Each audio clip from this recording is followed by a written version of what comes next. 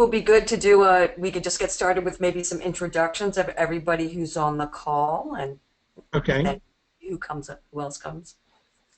Okay. Great. So I'll start since I'm talking. I'm Stan Hill, and I direct the Center of Excellence for Research, Teaching, and Learning at Wake Forest University School of Medicine. And I'm Joe Ferrara, and I'm the director of the Institute for Instructional Excellence at the University of Texas at Dallas.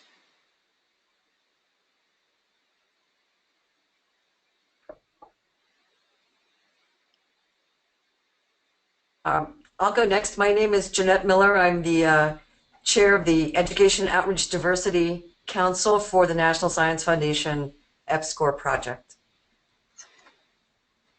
Hi, I'm Jamie Anderson. I'm with Alabama EPSCoR.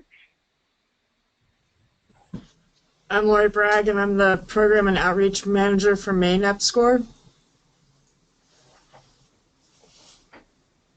Okay. We have Jim on. I think that's our group. Jim is on, but I don't know if he can unmute or not. He's been having some issues. Last time we had some issues. Apparently he was talking for a while and we couldn't. Right. So, guys, why don't, for the sake of our agenda, let's go ahead and begin. And we are going to be recording it. So, Jeanette, if we need to share this in any way with any of your colleagues, we can clearly do that when we finish. But I wanted to start.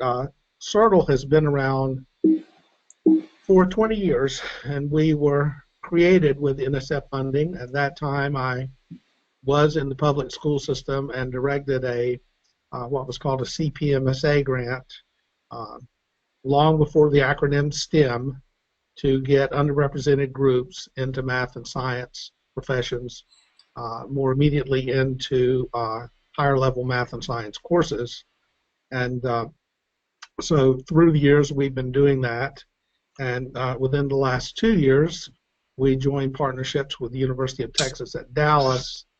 And what that has allowed us to do, and I'll let Joe speak on his part at any point he'd like to. What that's allowed us to do is to produce a more comprehensive approach to professional development for teachers, covering all types of inquiry. We have been creating problems for project-based learning for all these years, and we have produced over 1,000 of those. And Joe's center has been doing projects. We now have the largest repository of problems and projects in existence. And so one of the things that we are going to provide for the teachers in this pilot and in any program that we do is we give them lifetime access to the problems and the projects, because we find that a lot of teachers are in environments where they do not have access to quality materials. And this will help that. They also don't necessarily have the best perspective on quality inquiry teaching, all the approaches, all the pieces and parts. So we're able to do that as well. So what has me head down here is I have been associated with EPSCoR for a long time. Denise Barnes, I've had the privilege of working with her professionally and consider her a good friend, and her predecessor, Henry Blunt, as well.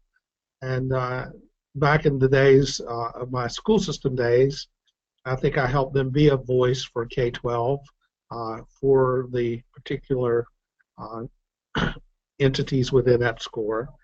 And now we're at a position where we have something that we feel we can offer to the teachers in the pipeline, in the EPSCoR communities, that will actually move more teachers and more kids toward what we would call a quality science and math experience.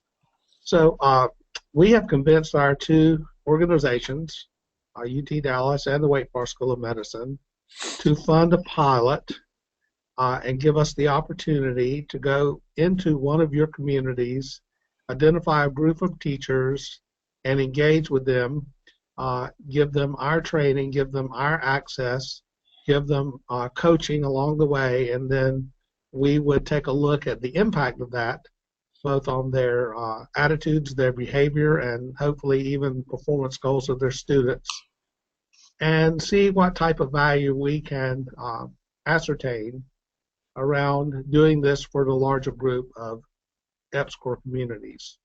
And at that point, I think it would be an opportunity for us to go to Denise and say, we've done this on a short range, and we think it might be interesting to get more people involved.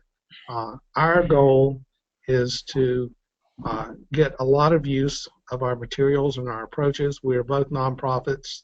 The most expensive it gets with us is covering cost, and with the pilot, we're doing that. So as the director here and someone who had the opportunity to found this or co-found this center in 1995-96, this is a perfect circle for me, an opportunity to take something that was created under the NSF umbrella and actually give back to the NSF community. So when you're in year 43, you find things like that are very tangible and important.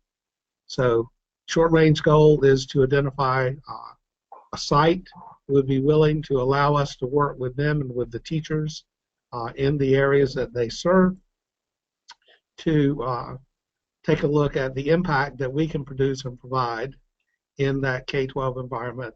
And then if we're able to determine, which I think we will be able to, we have been able to in the communities where we're currently working, if we can determine that this is a valuable thing, to then have it be a larger conversation and determine if it's possible to expose more and more communities and more teachers to what we have to do.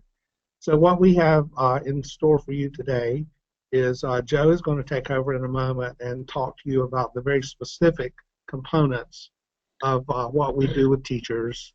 And then we're going to propose a timeline for interaction, give you folks an opportunity to ask us any questions that you'd like to ask us. And once again, our short-term goal is to have at least one of you say, yes, we think this is something we'd love to make available for the K-12 educators that are in our communities. So Joe, would you like to go ahead now? Sure. Go ahead and get the PowerPoint set up here. So before we begin, I just want to orient you really quickly to the GoToMeeting panel that you have. You should see maybe an icon that looks like two figures, shoulders up and head.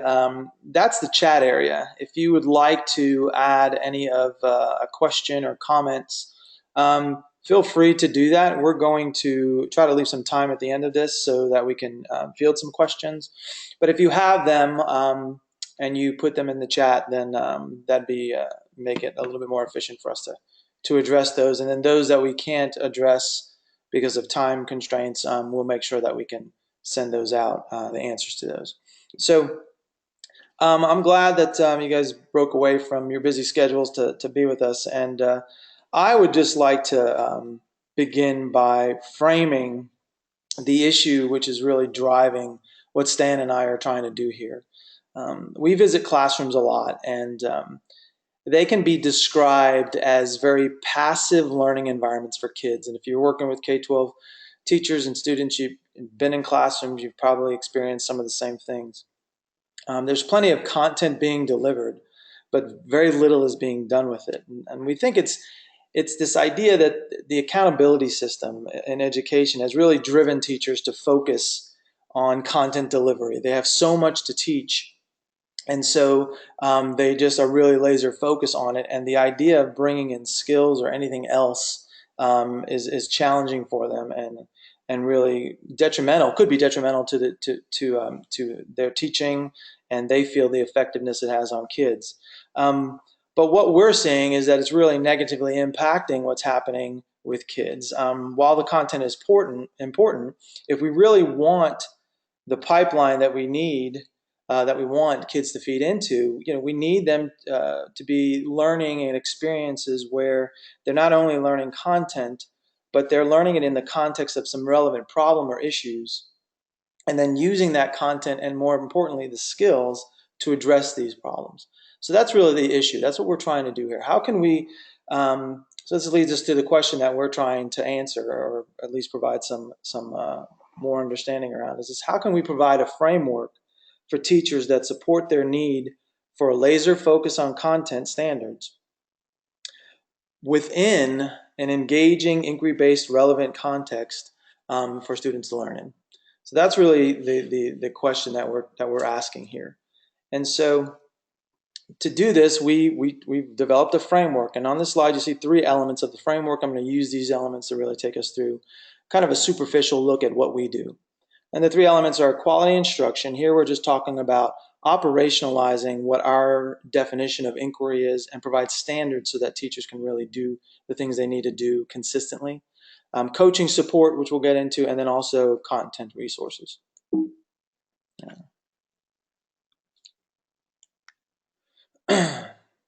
So the first element of the framework is quality instruction. And so we have to prepare the teachers that we work with for the work that we're going to provide and assist them with.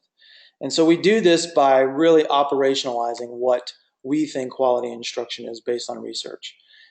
We provide experiences around 5 standards, and we use the term standard because they're very familiar with the idea of standards and with their content standards, what they, how they really organize all of what they do around hitting those content standards.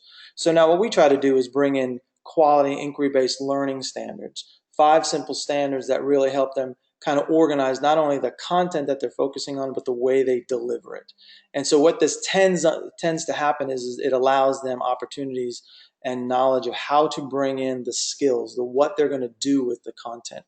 And it's truly an alignment issue, which really kind of dictates how kids are going to learn the content.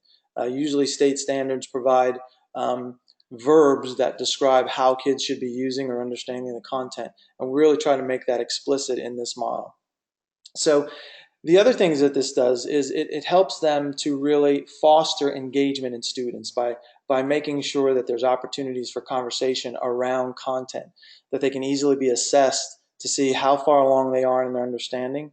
We also use it to develop the entire experience and making it very creative to where students can have opportunities to build on their understanding at a certain point and develop an understanding that can then be shared with the teacher for assessment.